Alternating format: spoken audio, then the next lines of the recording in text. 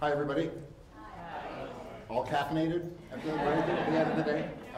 This is the story of what happened when we partnered 3 law students with Brazilian immigrant domestic workers and civic media students in a project run by socially engaged artists from New York to design an interactive hotline.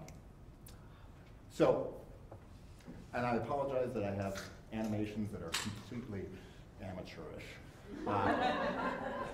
We've all been here today critiquing the typical traditional model of legal education. This is my obligatory photograph of the typical lecture hall. I note it is from the paper chase. So for anybody below the age of 40 will have no idea what that means. But, and I've been very inspired by all of your presentations. So much so that I've completely rewritten my presentation. So we're going to see how it goes. But in all honesty, I do want to say a little bit off the cuff that this is a really unique moment, I think, for both legal education and for the profession. The Langdell model has been critiqued since it was first launched, and yet the building of momentum for change has never been stronger. And technology, coupled with the growing crisis in access to legal services, I think, is actually creating an opportunity for us that we should all take advantage of. So this is what, at Northeastern, in the NuLawLab, we experimented with a design studio model for legal education. This is not flipping the classroom, this is flipping out the classroom. So. First, a little bit about the NuLawLab, which is my initiative that I run. We're less than a year old, actually. We are an innovation laboratory that is working to design, test, and implement pioneering approaches to providing legal services, legal information, and legal education. We are doing it through using 3 basic strategies. The first is to explore co-designing legal services and legal information delivery models with communities and with individuals, with the end users, sometimes referred to as the client, or the person who actually receives the benefit of the law. So we're actually exploring co-design models, taking a cue from product design and also process design to explore co-design, which is pretty radical for the legal profession. We're also exploring or trying to derive the insight from multiple disciplines and multiple life experiences to see if we can shed some new insight on long-standing problems. And we are looking to transform legal education to think of itself less as preparing lawyers and more of providing legal education. There's actually a marked difference between those 2 things, I would argue. So the project that we undertook was led by the socially engaged art studio Rev, out in New York, Studio Rev. Marissa John is an artist who has been doing really phenomenally exciting work and very, very entertaining stuff in a way of delivering both information and also resources to communities. In 2010, New York State passed the New York Domestic Workers Bill of Rights, which provided substantive legal rights to domestic workers who had not had any for over 100 years. 1 year after that was passed, a survey was done of Manhattan nannies.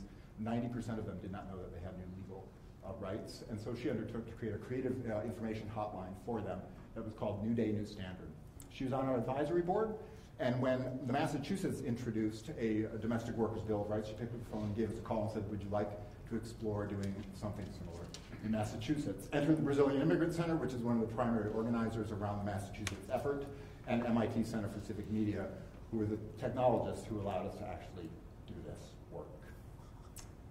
So, our goals were to give our students a really immersive experience in the creative process with the artists, to also expose them as much as possible to the multidisciplinary work we were trying to explore, with a collaborative roundtable experience with domestic workers, civic media students, and obviously the artists from Studio Rev, and to explore the actual precise technology that was being used.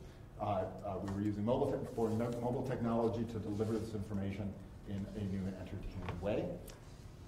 3 very brave law students signed up for it. As a technical matter, we did it as an independent study credit, actually. The original conception of the hotline was to provide an educational tool for educating folks about the new rights that were going to be coming online with the Massachusetts Domestic Worker Bill of Rights. 2 weeks into the project, the legislative strategy shifted. So we were not going to have a Domestic Worker Bill of Rights online in time that would work for the course.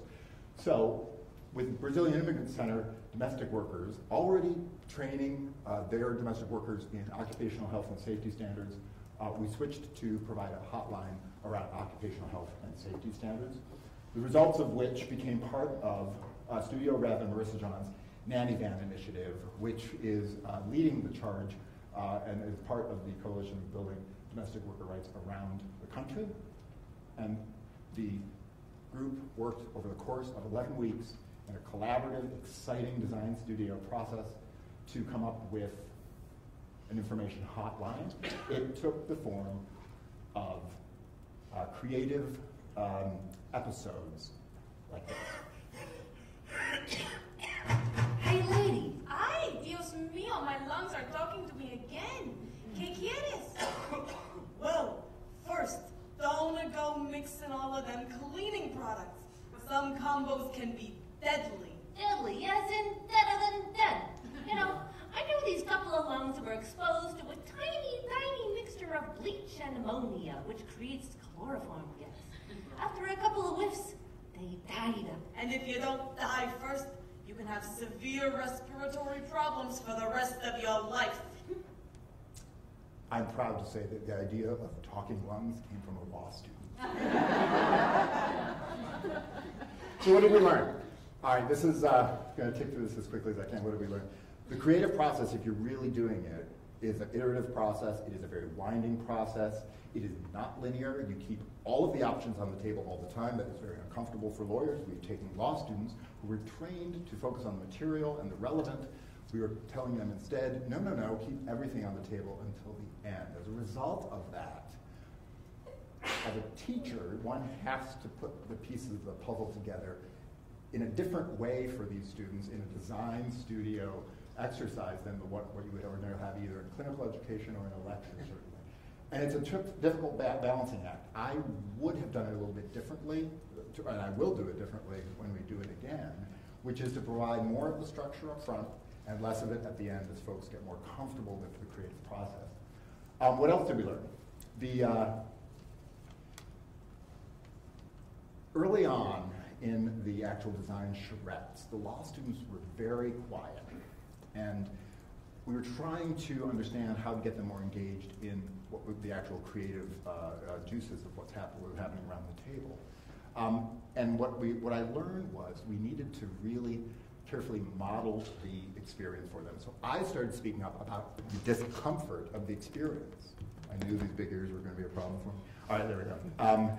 I started speaking up about what was actually going on inside my head as a lawyer, having difficulty with having creative confidence. That resulted in a lot of discussion about the creative experience, right? And so what we found then, midway through the process, for several weeks of the design charrettes, a lot of the conversation was about, this feels strange. I don't feel right. This is not what I should be doing as a lawyer. I don't have creativity. That's not my gig. As we talked about that, which seemed in some way sort of, well, off topic, but no, it actually became the topic, and it then allowed for a lot of creative exploration, and the talking lungs appeared. So it's a great way to get some really creative ideas going. I just want to share a last few takeaways for you. If you are from the experiential learning perspective in law, if you're engaging your law students in some truly timely work, like legislative work, current legislative efforts, a design studio model is extremely flexible. It is actually designed to deal with the unknown and the unexpected. So it was incredibly easy for us to shift from substantive information about the new Bill of Rights, which is being delayed, and I'm proud to say that Massachusetts House passed the Domestic Worker Bill of Rights earlier this week, and it's heading to the Senate. So it allows you to pivot. The design model allows you to pivot.